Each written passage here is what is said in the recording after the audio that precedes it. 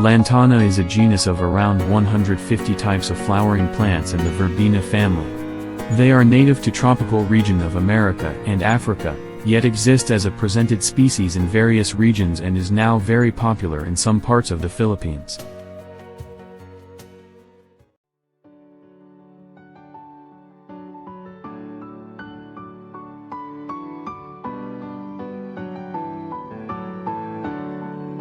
The Lantana bonsai will flourish inside in high light and adapts being kept outside throughout the rainy day and summer.